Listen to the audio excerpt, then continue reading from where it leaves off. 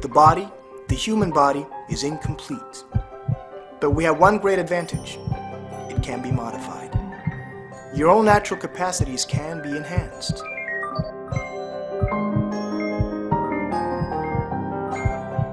What we do is not new. We see it throughout our history and in other cultures. People have always been preoccupied with their bodies.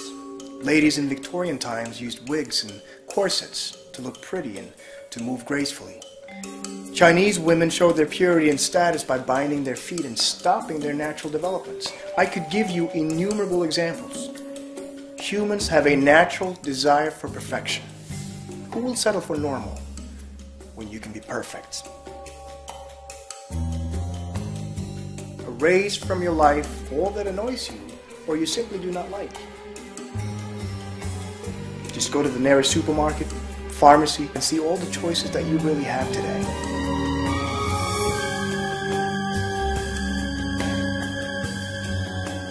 Are you tired of being tired? Of forgetting? Of being down?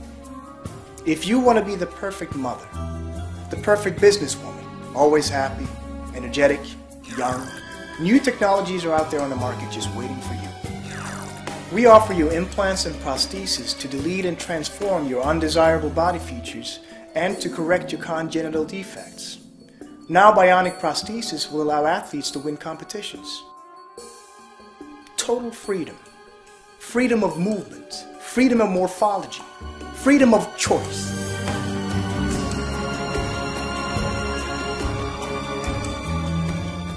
Today we have the technology to go beyond any limitation. Nanotechnology, biotechnology, neuroscience, informatics, all these knowledge fields will soon converge. Then potentially any physical and psychological enhancement will become possible. It will just be a matter of you choosing a model and telling us what you want to be.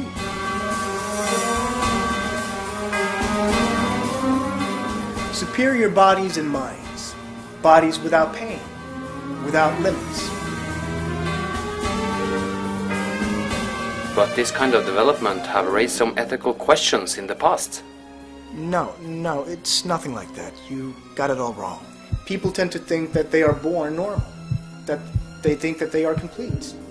But now we can offer you to be happy, healthy, beautiful, and forever young. Because to me, normal is a state of perfection.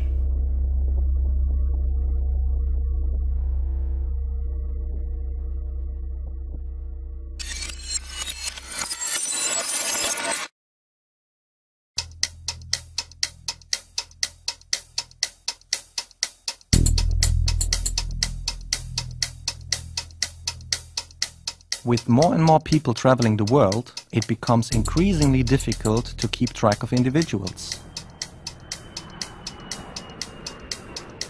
Who they are, where they go, and what they are doing. Biometric information systems are fast emerging. Biometrics can improve document safety. If you lose your passport, you can simply use your fingerprint to prove your identity. Biometrics can make traveling faster, easier and safer. But who is a trusted traveler? Who is a terrorist suspect or threat to public order? Who should we let pass the borders easily? And who should be placed under suspicion? With more information being gathered, our identities, movements and actions are made visible to government and business by biometric information systems.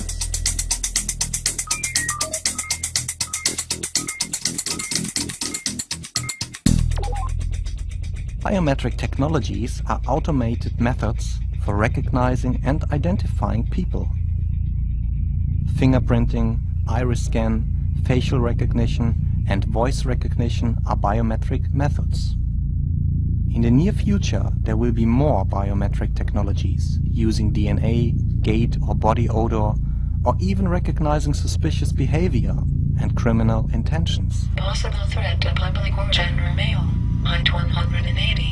Ethnicity. Information about fingerprints, electronic and economic transactions, cultural background, physical appearances can be stored in central computers. Collect information, connect the dots, gain control. Authenticating, authenticating, authenticating, authenticating, authenticating, authenticating, authenticating. Authorization failed. Suspicious behavior. Possible threat to public order. Translating facial data is detected. Switching to high-resolution search. Age 1840. Current or former student. Tracking activities last 24 hours. Cash withdrawal ATM. Visa transaction. MacDon subject identified. El Prat Airport, Barcelona, Spain. Subject identified. Heathrow Airport, London, UK. Cash withdrawal. Leicester Square, London, UK. Pulse checking database. Criminal record. Negative. Status. Trusted traveler. EU citizen. Authorized.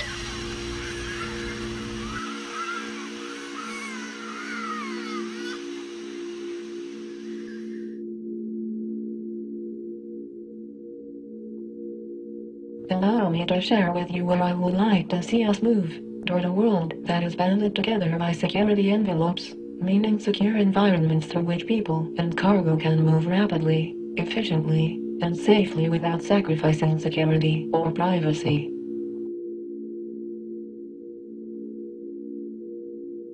For those within the security envelope, we will have a high degree of confidence and trust that would enable us to focus more of our resources for those outside the security envelope, to make sure those who seek to harm us do not slip through the cracks.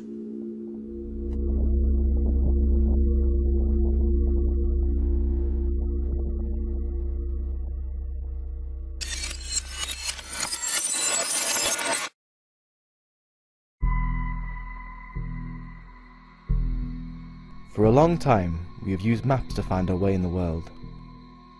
This map is from 1565 and shows the world as we know it from those days. It gives a beautiful view of the New World, as just discovered by Christopher Columbus. Now the world is becoming digitalized, and so are our maps. You and I use electronic devices, GPS, internet or mobile phones to go from one place to the other. We use the internet to travel when we look for a good neighborhood to settle down. Electronic things, digital maps and globes have become an important thing for living in an uncertain world.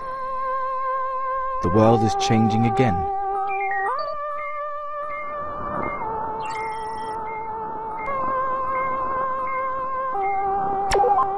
Among the greatest uncertainties in our lives were always the natural disasters. Earthquakes, hurricanes and floods kept appearing in the stories we told each other. Floods are rich sources for imagining the world. Michelangelo painted the ceiling of the Sixtine Chapel with images from the Book of Genesis. It tells stories of the flood, brought to the world by God as punishment for human sin and weakness. Today, those tales are retold as forecasts. Red 5 Tropical Storm Roger is approaching London.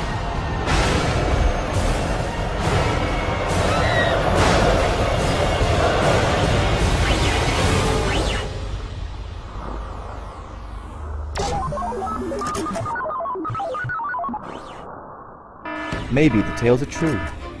The media are filling with floods. The scientists will say it will only get worse. The reports on climate change predict the flooding will increase. The ices on the poles will melt. Sea levels will keep rising and the rivers are filling. Rain and storm is coming. You have to prepare. We make flood maps for the future. Everybody should do it. Citizens, corporations, governments and armies. We can all make maps now. We can all watch and be watched. The world has become visible. Everybody can map everybody else. We look for security in an uncertain world. We increase surveillance of people and environments. We fortify our houses. We care for the roads, the rivers and the coast. We buy insurance. It is not easy to prepare. You have to depend on models of science and the electronic maps made with them. What will the world look like?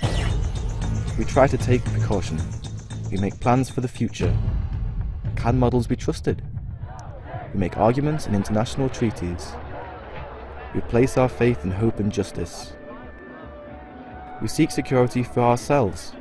We want to secure our children, their children, and their children's children. We are the people. We are the government.